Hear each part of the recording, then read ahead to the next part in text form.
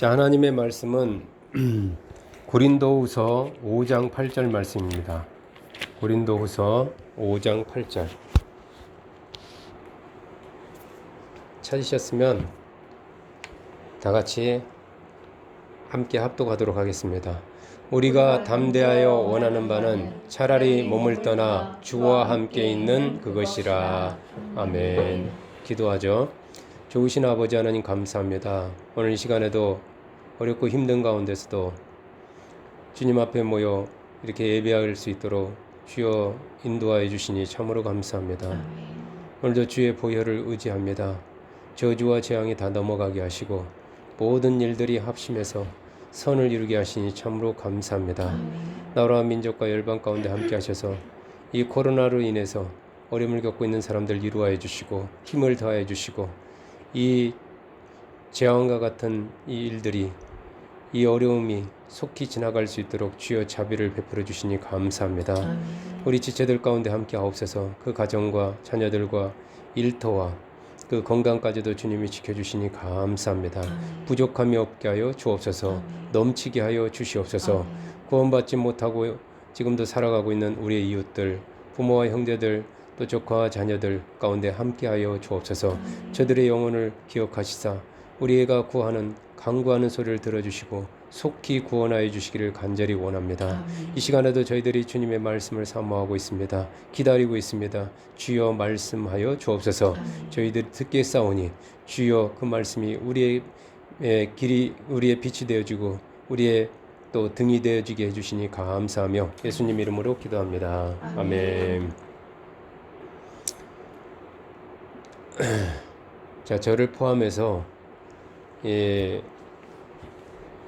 대부분의 사람들이 가장 두려워하는 것, 그 근원적인 두려움의 정체는 무엇일까 이렇게 생각했습니다. 뭔지 모르게 지금 막 그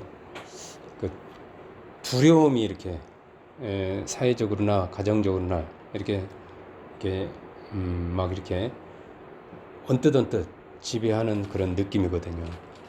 그 두려움이 다름이 아니라 사실은 그 미래에 대한 두려움이 아닐까 합니다. 모든 사람들이 그 미래에 대해서 그냥 좀 잘못될까봐, 지금보다 더 어려워질까봐 그렇게 두려워하는 것 같습니다. 그런데 그 미래 중에서 가장 두려운 것이 아마도 결국은 그 가고 이렇게 더듬고 더듬어가다 보면 죽음에 대한 두려움이 가장 클 것 같아요. 죽는 것. 최종이 그 사망이거든요. 죽음이거든요. 죽음은 모든 게 끝나기 때문에 그 죽음에 대한 두려움이 가장 큰 것 같습니다. 어떤 사람도 죽음 앞에서 당당할 수가 없을 것 같아요. 저번에도 말씀드렸지만 저 역시 이렇게 나이가 들면서 이 죽음에 대한 막연한 두려움이 문득 생깁니다. 미래에 대한 그 불확실한 미래와 함께. 그러면서 죽음에 대한 이 두려움을 해결한 사람은 만일에 그 죽음에 대해서 두려움이 전혀 없다면은 그런 사람은 그 어떤 것도 두려워하지 않을 것 같다는 생각이 들어요. 죽음을 두려워하지 않는다면 뭐 더 이상 두려운 게 없잖아요. 그죠? 죽음에 대한 두려움이 없다면 그 어떤 문제 앞에서도 그 어떤 위기 앞에서도 이런 절대적인 평안 가운데서 정말 평안하게 뭐 흔들리지 않고 그렇게 살 수 있을 것 같아요. 누군가가 죽었다라는 그런 소식을 들으면 좋은 의미로요. 좋은 의미, 정말 잘 죽으셨네, 잘 죽었네 하면서 그의 죽음을 나도 죽었으면 그렇게 부러워할 사람은 아무도 없을 거예요. 그만큼 죽음의 이 문제는 인류에게 있어서 가장 그런 근원적인 문제가 아닐 수가 없습니다. 과연 인간의 이 죽음의 문제, 죽음에 대한 이 공포, 죽음에 대한 이 두려움은 이 보통 사람은 결코 해결할 수 없는 어떤 특별한 사람들, 뭐 어떤 정말 타고난 두려움이 아예 없는 그런 사람들도 있다는데 그런 특별한 사람들만의 신의 영역일까요? 이 짐승들을 보면은 뭐 사자나 이런 것들을 보면은 뭐 두려움이 없는 것 같아요. 어떤 때는 그런 저렇게 두렵지 않고 광야에서 죽음 앞에서도 저렇게 또 광야에서도 당당하게 사는 어떤 그런 사자가 부러울 때도 있어요. 그래서 오늘은 이 죽음과 삶, 제목이 죽음과 삶이라는 이 제목으로 주제로 그리스도인에게 있어서 삶과 죽음이란 무엇일까? 이거를 성경적으로 다시 한번 살펴보면서 이 죽음에 대한 그 두려움에 대한 공포 혹은 죽음에 대한 두려움을 아예 이번에 해결을 좀 했으면 합니다. 이 고린도후서의 저자인 이 사도 바울 역시 이 죽음에 대해서 사후세계에 대해서 많은 고민을 한 듯해요. 제가 보면 과연 그는 이 죽음의 문제를 해결했을까? 해결했다면 어떻게 해결했을까? 오늘 본문 말씀을 보면 바울은 이 죽음의 문제를 완전히 해결했음을 알 수가 있어요. 그는 죽음 앞에서 담대하고 당당합니다. 오늘 이 한 구절만 봐도 그러므로 내가 담대히 가로되 그러잖아요. 담대하고 당당합니다. 그는 차라리 몸을 떠나서 주와 함께 있는 것을 원한다고 할 정도입니다. 물론 이 뉘앙스가 너무 사는 것이 힘든 것이 사람들이 힘든 사람들이 차라리 죽고 싶다라고 하는 사람들 이렇게 살 바에 차라리 죽고 싶다라는 게 바울의 이 고백은 그런 의미는 아닙니다. 그런 뉘앙스는 아닙니다. 오늘 주제인 죽음과 관련하여 적용해 보면은 그는 사는 것보다 진심으로 죽음을 더 바라고 원하는 것처럼 보입니다. 어쨌든 죽음이 현실이 너무 힘든 현실에 대한 도피가 아니라 정말 그 죽음을 극복했기 때문에 또 죽음을 이해했기 때문에 나온 그 신앙 고백이라고 할 수가 있어요. 그는 어떻게 이 죽음의 문제를 인류의 문제를 그 근원적인 이 문제를 해결할 수 있었을까요? 여러분 죽음을 이해하고 해결하기 위해서는 사람을 이해하는 것이 먼저입니다. 인간, 사람을 먼저 이해해야 돼요. 죽음, 사람을. 그런 사람을 딱 정리하고 있으면 됩니다. 사람은 영혼과 몸으로 구성되어 있습니다. 이분설이죠. 사람은 영혼과 몸으로 되어 있다. 이것만 분명하게 정립이 되어 있으면 죽음 문제는 슬슬 풀어져 나갑니다. 보이는 것만 믿는 대부분의 사람은 이 보이지 않는 영혼의 존재에 대해서 부정하니까 그 영혼에 대해서 연구한다든가 하질 않고 무지합니다. 그거는 과학의 영역은 이 몸에 대한 연구예요. 사실은 인간에 대한 연구인데 그 인간의 몸에 대한 연구가 과학입니다. 그런데 이 영혼에 대한 연구는 하질 않아요. 그리고 그 영혼에 대한 얘기를 하면은 비지성적이다. 영혼에 대한 보이지 않는 영혼이나 어떤 그런 신의 세계를 얘기하면은 그런 비이성적이고 비과학적이라고 이렇게 거부를 해버립니다. 그리고 그런 얘기를 하는 사람들을 무시를 합니다. 듣지를 않습니다. 사람을 몸으로만, 그러니까 이분설 대신에 일분설이죠. 물론 그 몸, 짐승, 그러니까 물질로 어떤 약간의 그 어떤 짐승보다 조금 나은 존재 이 정도로만 이해하고 보이지 않는 이 영혼의 존재를 인정하지 않는 한 근본적으로 죽음의 문제를 해결할 수가 없어요. 믿지 않는 사람과 달리 이 바울에게 있어서 이 주체는 바울에게서 그 주된 관심사는 보이는 몸이 아니고 보이지 않는 영혼입니다.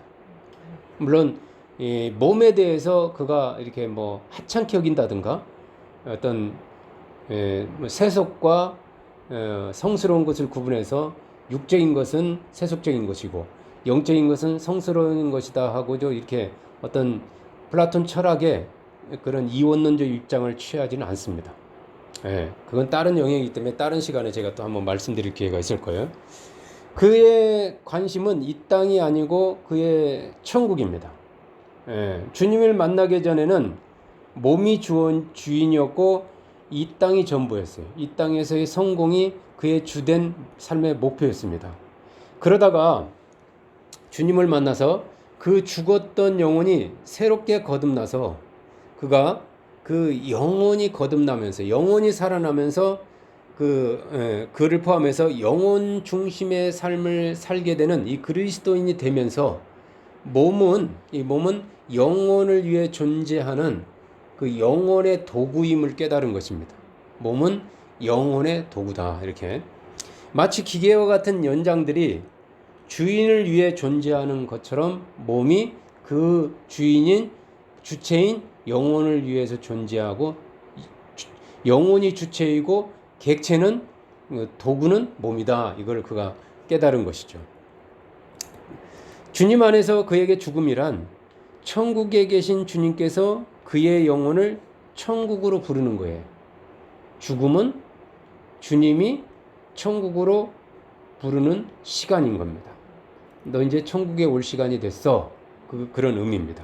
그는 주님이 천국에서 부르면 언제든지 아무 미련이나 두려움 없이 그 하던 일을 다 멈추고 그 사용하던 연장을 내버리고 즉시 부름에 응답할 준비가 되어 있습니다.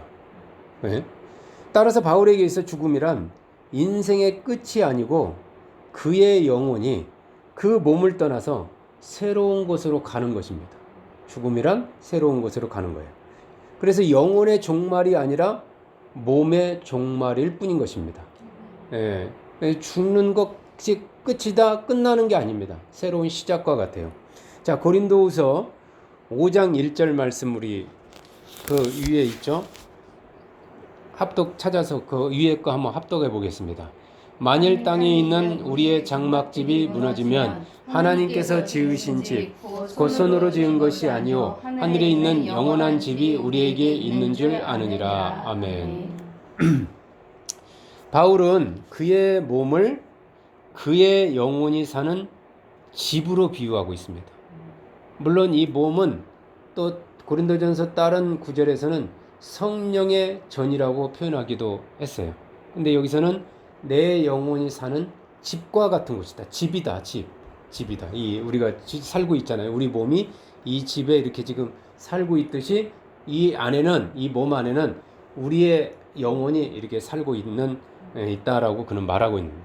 그것도 아파트나 빌라와 같이 튼튼하고 단단한 집이 아니라 약한 장막집, 즉 텐트와 같다는, 우리 몸을 그는 장막, 천막, 텐트로 비유하고 있습니다. 텐트는 이 견고한 아파트와 달리 임시로 잠깐 거주하는 곳이죠. 그리고 이렇게 비바람이 불면 언제든지 또 찢어질 수 있는, 상할 수 있는 아주 약한 것입니다.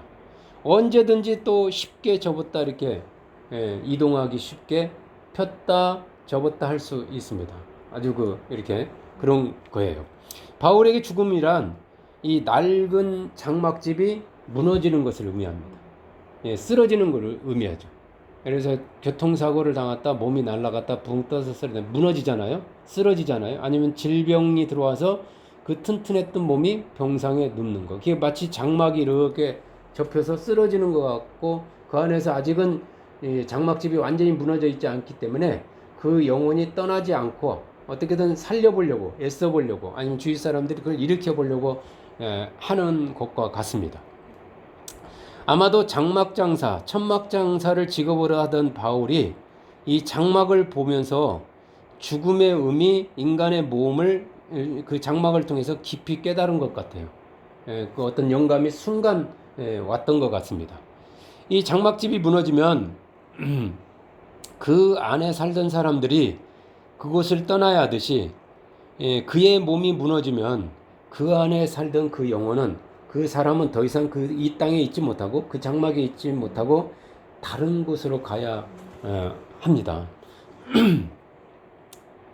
그리스도인에게는 이 몸인 장막집이 무너지면 하나님께서 지으신 집, 곧 사람의 손으로 지은 것이 아닌 하늘에 있는 영원한 집, 튼튼한 집이 예비되어 있어요. 또 다른 집이 있다는 거예요. 이 그리스도인에게는 또 다른 집이 있습니다. 이 집은 장막집과는 다릅니다. 이 집은 일단은 우리 몸도 사람이 지었지만 사실은 사람의 몸을 빌어서 태어나는 흙으로 지은 거잖아요. 흙으로. 재료가 흙이잖아요. 이 땅에 있는 것이 재료잖아요. 근데 하나님이 지은 그 집은, 하나님이 지은 집은 땅의 재료가 아닙니다. 천국에 있는 것이 재료를 지었어요. 그래서 땅에 있는 몸이 약하고 천한 그런 가벼운 약한 그런 장막 수준이었다면 믿는 자들을 위해서 하나님께서 천국에 직접 지어놓고 기다리시는 그 집은 크고 값비싼 튼튼한 화려한 빌딩 수준이에요. 비교가 안 됩니다. 땅에 있는 이 장막집과 하늘에 있는 그 집은 비교할 수가 없어요.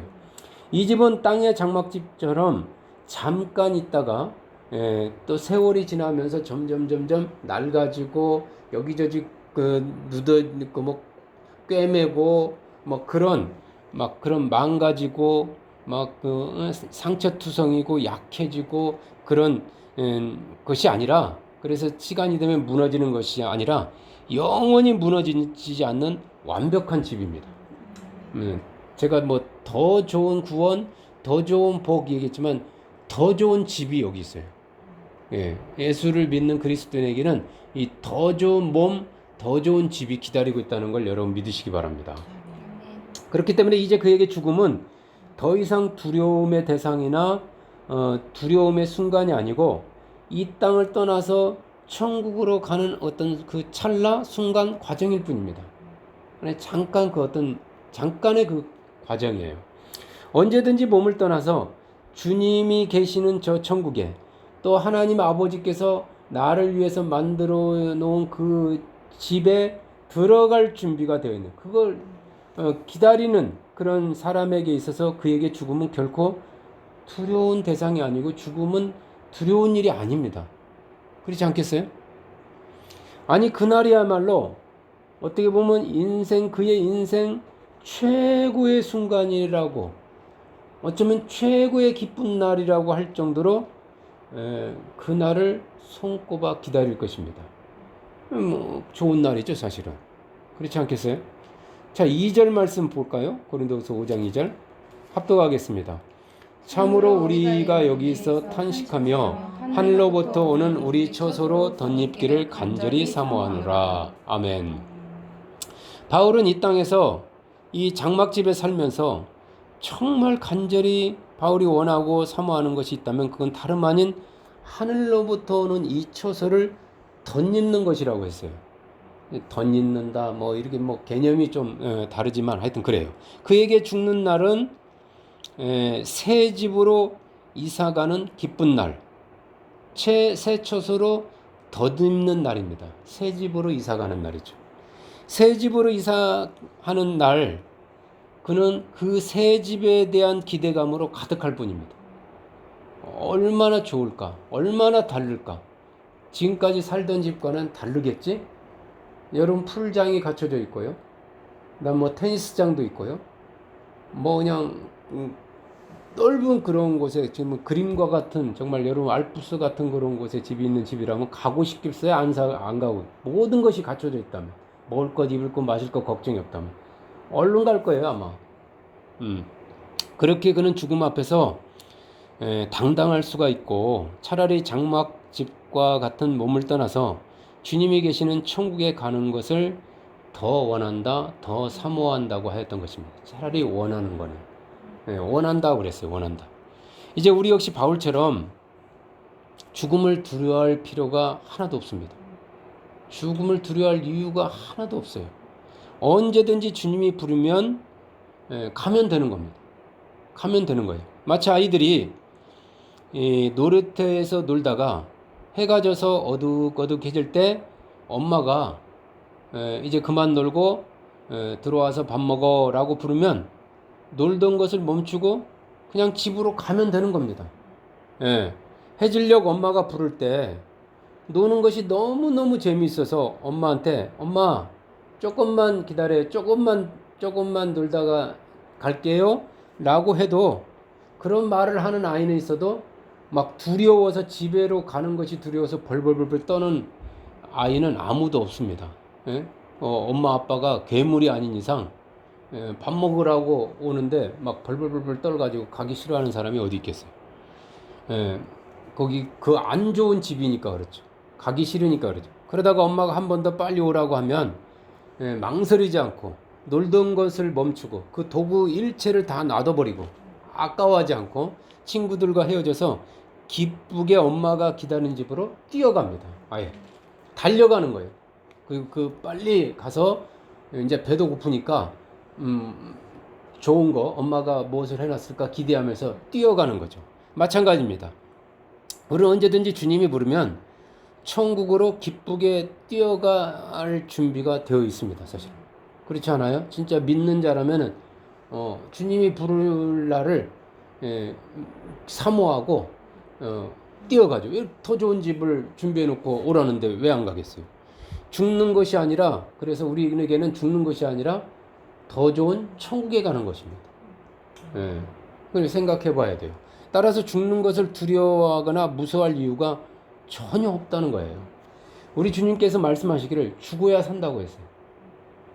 죽고자 하면 살 것이요 그랬어요.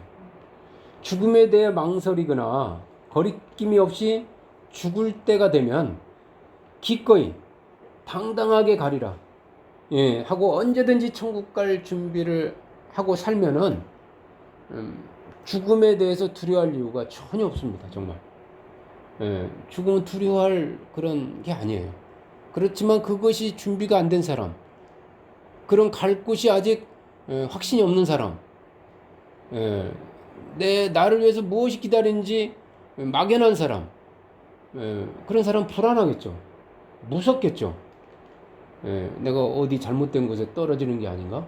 소멸돼 버리는 거 아닌가? 그렇게 될 겁니다. 자, 고린도후서 4장 16절 18절 그 앞에 바로 5장 앞에 4장 16절 18절 말씀을 우리에게 합독할까요? 그러므로 우리가 막 낙심하지 아니하노니 우리의 겉사람은 낡아지나 우리의 속사람은 날로 새로워지도다. 우리가 잠시 받는 환난에 경한 것이 지극히 크고 영원한 영광에 중한 것을 우리에게 이루게 함이니 우리가 주목하는 것은 보이는 것이 아니요 보이지 않는 것이니 보이는 것은 잠깐이요 보이지 않는 것은 영원함이라. 아멘. 지난주에 의사이신 어떤 장로님과 식사를 하는 시간이 있었어요. 그 목사님이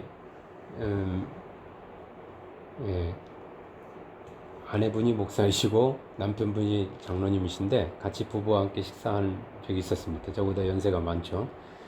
유익한 대화가 많이 있었는데 그 중에서도 특히 제가 기억에 남는 말씀이 있어서 그래서 아마 이 말씀을 찾았는지도 몰라요.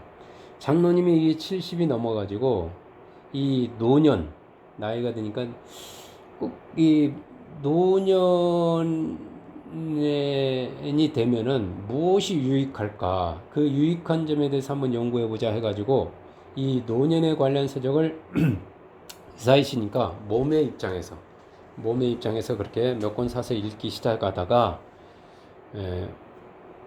그냥 덮어버렸다고 그래요. 왜냐하면 이 육체적으로요 노년으로서 유익한 점이 하나도 없기 때문에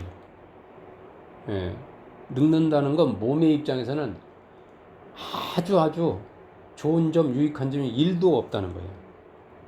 그런데 오늘 본문 말씀에서 바울은 노년이 되는 것에 대해서 낙심하거나 실망하지 않는다고 했어요. 이유는 우리의 겉사람, 사람은 사람인데 사람이 겉사람이 있고 속사람이 있다는 거예요. 이 겉사람이라는 말은 눈에 보이는 그 몸을 말합니다. 즉 몸은 낡아지는 거예요. 그건 당연한 겁니다. 그렇지만 뭐 유익한 점이 하나도 없습니다. 점점 갈수록 쭈글쭈글해지고 여기저기 고장이 납니다. 그러나 우리의 속사람, 눈에 보이지 않는 이 속의 사람이 있어요. 속사람. 이 몸의 겉사람 속에 살고 있는 이 속사람은 날로 새로워지기 때문에 그렇답니다. 그래서 난 낙심하지 않는다는 거예요. 겉사람 중심으로 산 사람은 너무너무 낙심이 되고 가는 세월 못 잡아서 진시황 마냥 어떻게 하면 더 살까 이렇게 막 고통 가운데 괴로워하겠지만 이 눈에 보이지 않는 속사람 중심으로 사는 바울 같은 이 그리스도인은 낙심이 아니라 가면 갈수록 새로워지고 새롭고 기대가 되고 좋다는 거예요. 갈수록 늙는 게 싫은 이유가 하나도 없다는 거예요. 그렇습니다. 육체적으로 노년이 되면 유익한 것이 하나도 없어요. 여기저기 망가지기 시작합니다. 돈 들어갈 일만 남아있어요. 여기저기 밥 먹는지 약 먹는지 모를 정도로 사는 사람도 있어요. 그냥 약을 달고 살고요. 그냥 심지어 이게 병원에 가면 그냥 뭐 기계에 의존해서 살고요. 뭐 요양원이나 요양병원에 들어가면은 어떻게 저렇게 20년, 30년을 살 수 있을까? 나는 저렇게 산다면 살고 싶지 않아. 뭐 그렇게 사는 분들이 노년이 우리가 지금 고령화 사회로 들어갔거든요. 제주도는 이미 고령화 사회입니다. 일본은 이미 고령화 사회고요. 젊은 사람이 적어요. 노동하는 인구가 점점 적어집니다. 국가에서 부양해야 될, 또 자녀들이 부양해야 될 노인들이 그 연령대가 점점 늘어나요. 돈 들어갈 일만 많죠. 그런 육체를, 그런 노인을 바라보면 참 소망이 없습니다. 그렇다고 피하고 나는 아니겠지 해도 나에게도 곧 다가옵니다. 그러면서 인생이 참 허무하다. 이렇게 허무할 뿐입니다. 순간 지났고 더덥다 이거죠. 그렇지만 우리의 속사람, 즉 우리의 그 영혼 때문에 우리는 낙심 대신에 소망을 갖고 살 수가 있어요. 날마다 젊은이처럼 이 영혼 때문에, 속사람 때문에 새롭게, 여기 신선하게 살 수가 있습니다. 마치 새내기 대학생 마냥 푸릇푸릇하게 그렇게 신선하게 살 수가 있어요. 우리의 장막집이 무너지면 그것으로 끝이 아니고 이 사람의 그 손으로 지은 것이 아닌 하나님의 손으로, 하나님이 직접 지은 새 집이, 새 몸이 우리를 기다리고 있기 때문에 그렇습니다.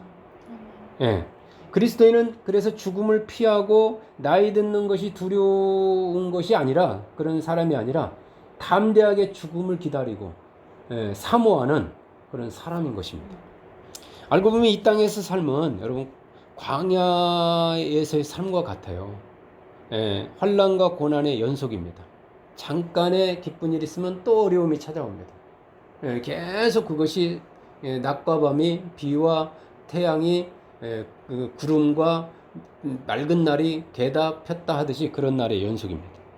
남편이나 자식이나 직장이나 집이나 처음만 좋지, 그 뭐 결혼식이 됐든 아기 낳을 때든 뭐 그 순간만 좋지, 지나고 나면 그것들 때문에, 그분들 때문에 고통을 겪는 일이 참으로 많습니다.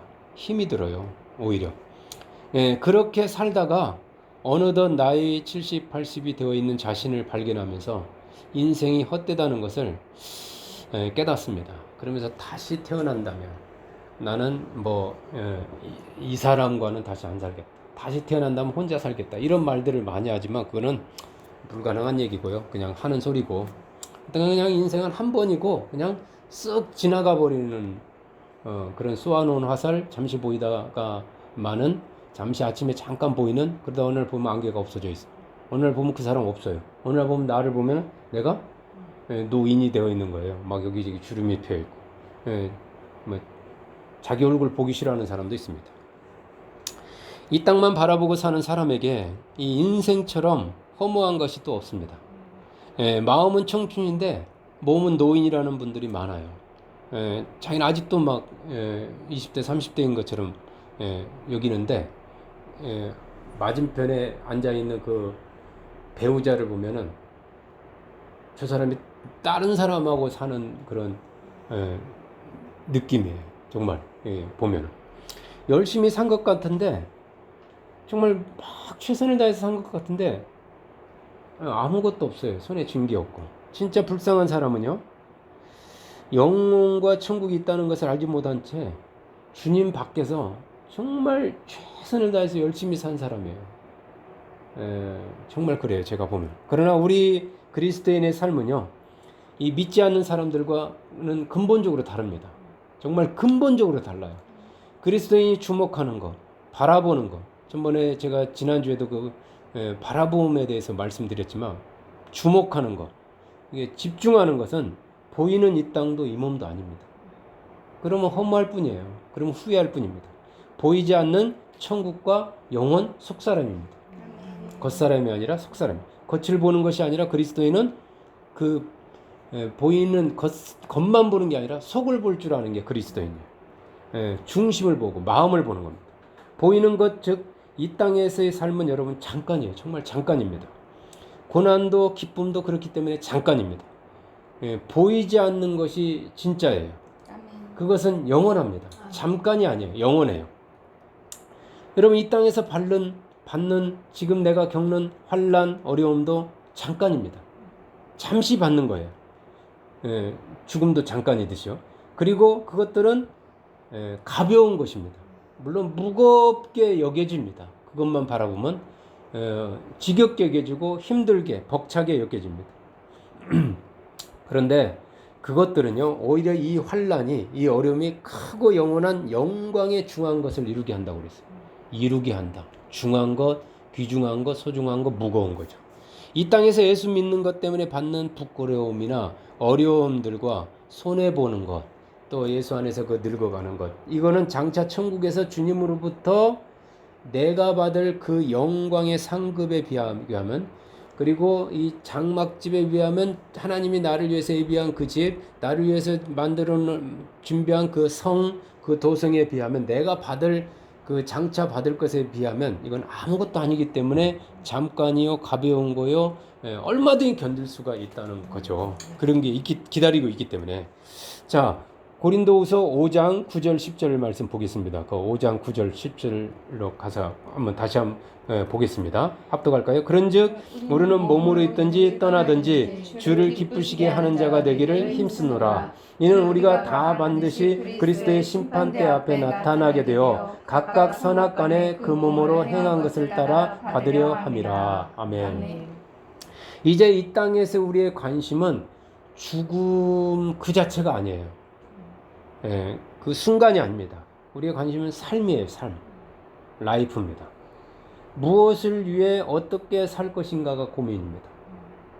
죽는 것을 고민하면서 몸을 위해서 사는 것이 아니거든요. 천국을 바라보며 사는 그리스도인으로서 우리의 삶의 목적은 그렇다면 무엇이 되어야 할까요? 몸으로 있든지 떠나든지 오직 다만 주님을 기쁘시게 하는 자가 되는 거예요. 나를 죄와 사망에서 구원하신 그 주님을 어떻게 하면 기쁘시게 할까? 이게 돼. 더 이상 우리 몸을 위해서 무엇을 먹을까, 무엇을 마실까, 무엇을 입을까 고민하며 사는 것이 그리스도인의 삶이 아닙니다. 사나 죽으나 어떻게 하면 주님을 기쁘시게 할까가 우리의 주된 관심사요, 사는 이유요, 사는 목적입니다. 왜 그렇죠?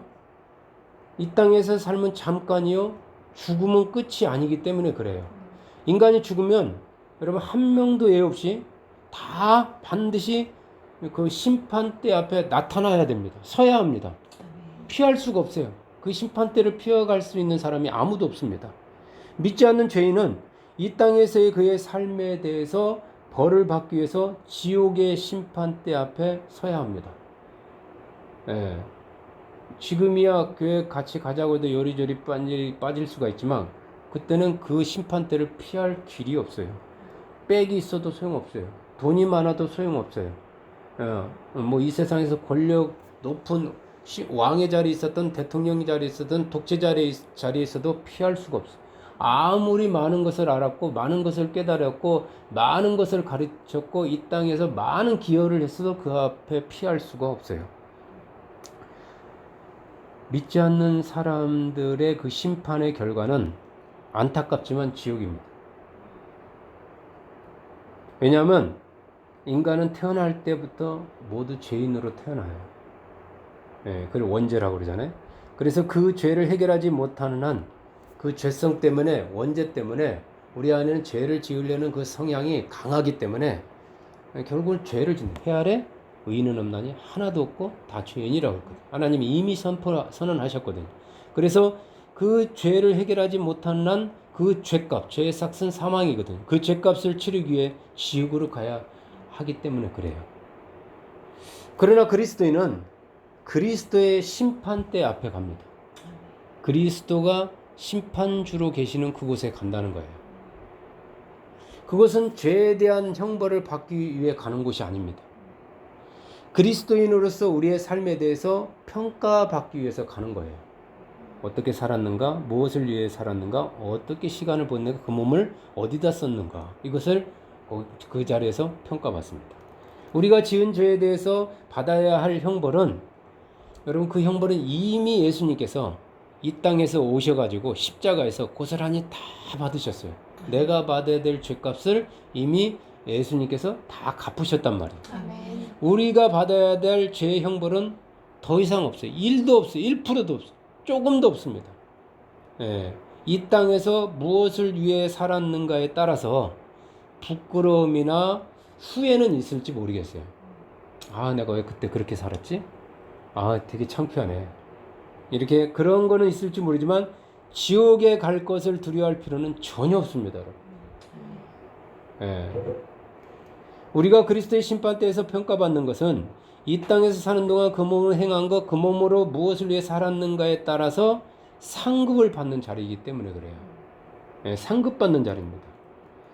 죄로부터 구원은 다 같아요. 마치 그 아침 9시 온 그 일꾼이나 또 아침 일찍 온 사람이나 오후 5시 왔나 정오에 왔나 받는 삭은 다 같습니다. 예, 한 드라크마, 한 데나리온을 받죠. 예, 그렇지만 그 상급은 각각 다릅니다.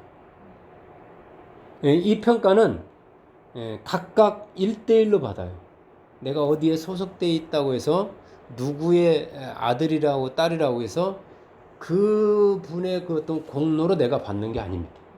예, 그 기준은 그리스도의 말씀대로 살았는가 아닌가입니다. 그날의 그 말이 너를 심판하리라 이렇게 하셨잖아요.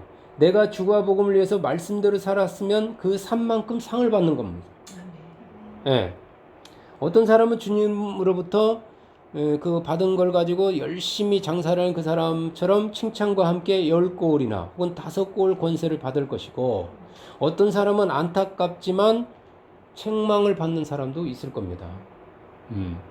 이 평가에 대해서 누구를 원망하거나 핑계할 수가 없어요.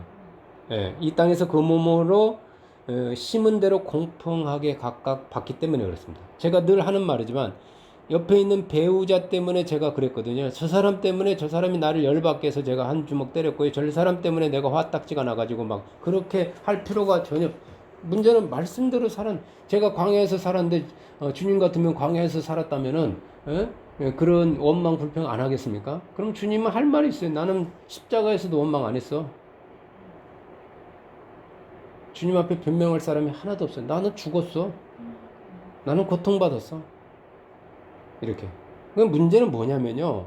저 사람 때문에 제가 그럴 수밖에 없었습니다가 아니라 저 사람 때문에 말씀 중심으로 살았으면 그럼 용서해라, 감사해라 하면 그러면 했으면 그럼 상을 받는 겁니다. 말씀대로 살았으니까. 이 땅에서도 복을 받고 감사했으니까요. 용서했으니까 그 용서하지 못한 고통을 안 받기 때문에 받았고, 그래서 예수님 그랬거든요. 이미 너는 심판을 받았다 그랬어요. 그들은 이미 정죄를 받았고 심판을 받고 사는 거예요. 누구를 미워하면서 받는 고통을 받고 있으니까 지옥의 삶을 이 땅에서 살고 있기 때문에, 그래서 죽어서도 또 지옥 가는 겁니다. 그렇지만 그럼에도 불구하고 말씀대로 감사하고 말씀대로 용서하고 말씀대로 사랑했다면 그는 이 땅에서 천국을 살면서 또 천국 가는 거예요. 그러면 천국 가서는 또 말씀대로 살았기 때문에 상을 각각 받는 거예요. 그냥 변명하고 핑계할 필요가 하나. 그래서 제가 그러잖아요. 못된 배우자 때문에 그 배우자를 이용해서 복 받으세요. 못된 사람이 나를 박해하고 나를 미워했다면은 너희는 기뻐하라. 하늘에서 받을 상이 크다 그랬잖아요. 예? 그 박해하는 사람 미워하고 막 그럴 필요가 하나도 없습니다. 열낼 필요가 하나도 없어요. 그냥 천국만 바라보고 사는 사람은 말씀대로만 살면 되는 거니까요. 자, 고린도전서 이제 한번 가봅시다. 앞장으로 고린도전서 15장 55절과 58절입니다. 55절부터 58절 말씀 보겠습니다. 고린도전서 15장 55절부터 58절.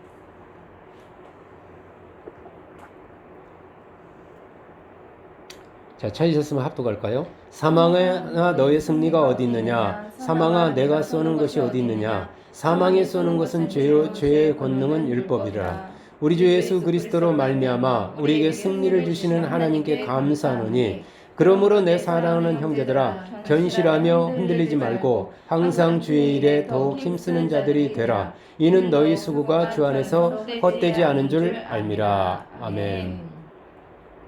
이 코로나로 인해 가지고 교회와 목사가 지금 엄청나게 지탄을 받고 있습니다. 손가락질을 받고 있어요. 너도 교회 다니니? 당신도 목사야? 이런 말을 들어요.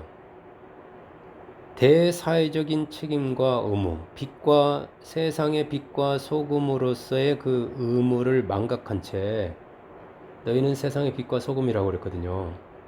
교회와 자신들만 생각하는 그런 일부 목회자들 때문에 지금 교회와 목사의 권위가 땅에 떨어지고 주님의 이름이, 주님의 그 명예가, 주님의 몸된 교회가, 하나님의 백성들의 그 명예가 다 그 짓밟히고 조롱의 대상이 되고 더 이상 존경의 대상이 아닙니다. 지탄과 조롱을 넘어서 분노의 대상이 되고 있습니다. 심지어 교회는 없어져야 돼, 막 이런 말까지도 막 나오고 있어요. 할 말이 없습니다. 저는 개인적으로는 조금은 변명하고도 싶기도 하고 다 그런 건 아니에요. 뭐 그러고도 싶고 조금 억울한 마음도 없지 않아 있지만 그저 회개할 따름입니다. 그렇다고 해서 사망을 이긴 그리스도인으로서 정말 천국을 소유한 그리스도인으로서의 그 정체성과 자부심까지 버릴 필요는 없습니다. 우리 안에서는 교회와 목사를 대신해서 회개하지만 현 상황 때문에 그리스도인으로서 우리의 속사람까지 낙심하고 기죽을 필요는 없습니다. 우리의 속사람은 절대 기가 죽질 않아요.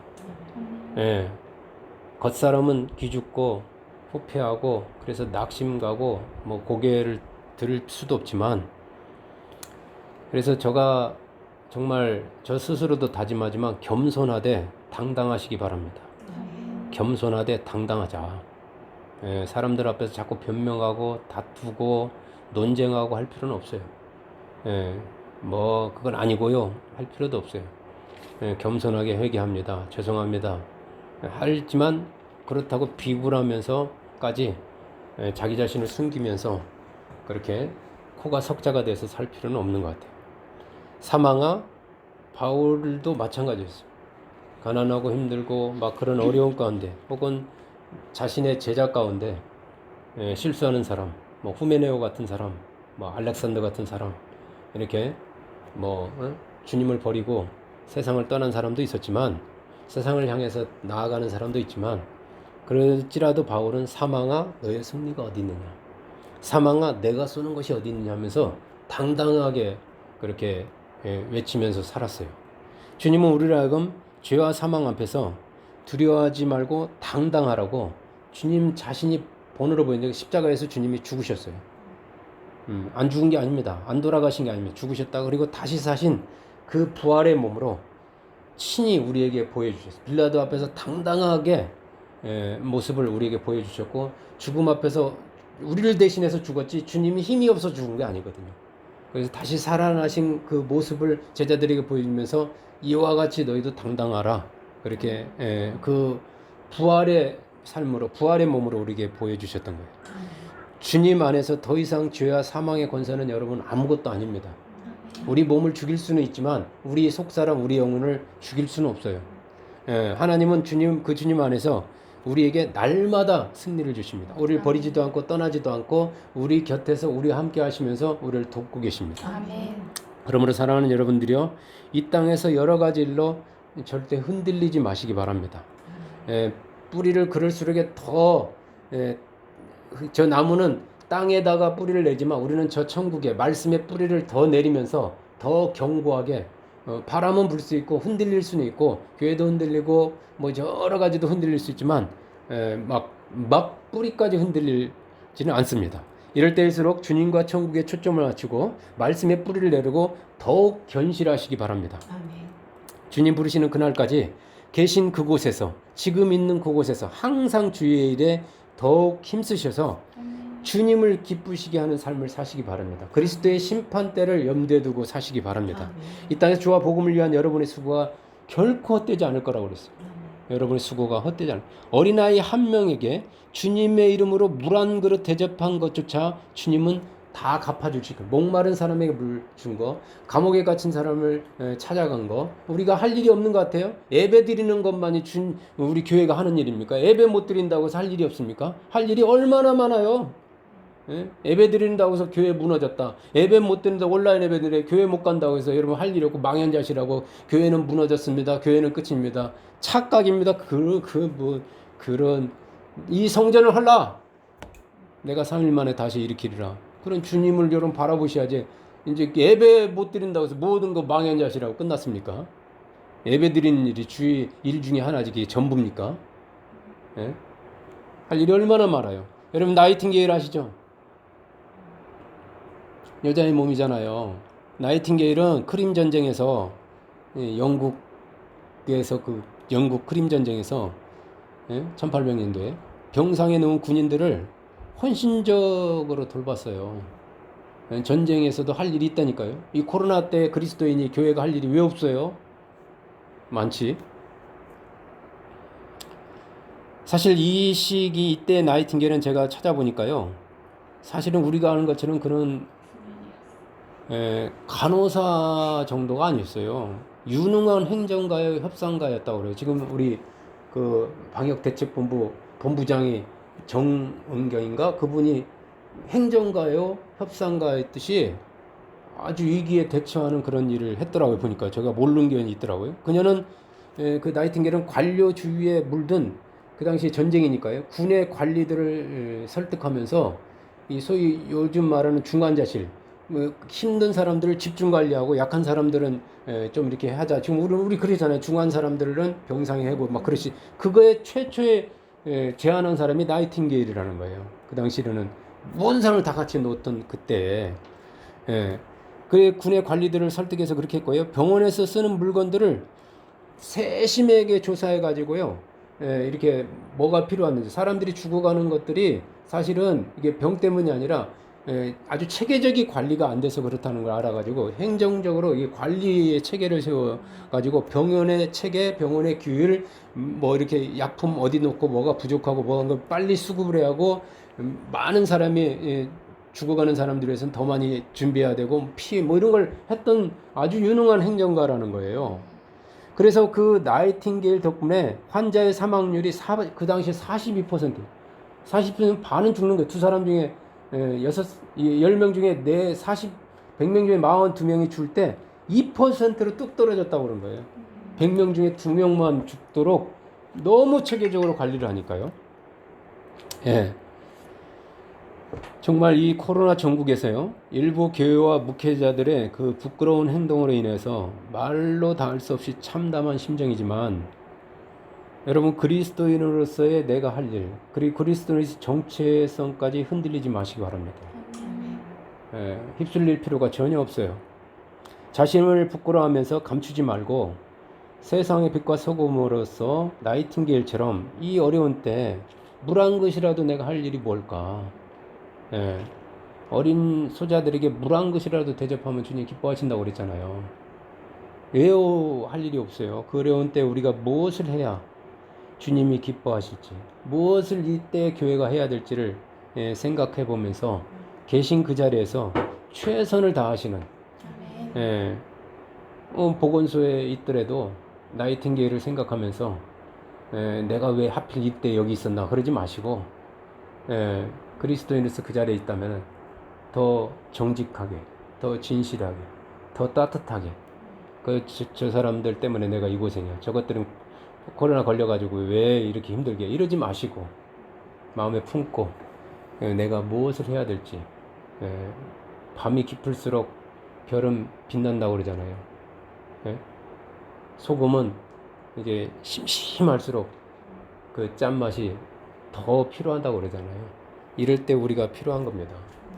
그런 다시 한번 그래서 필요한 존재로서의 그 교회, 항시 교회가 필요했었고 정말 감사합니다. 그런 칭찬을 듣는 안디옥 교회처럼 그리스도인은 정말 그리스도인이라는 말은 칭찬받는 말이거든요.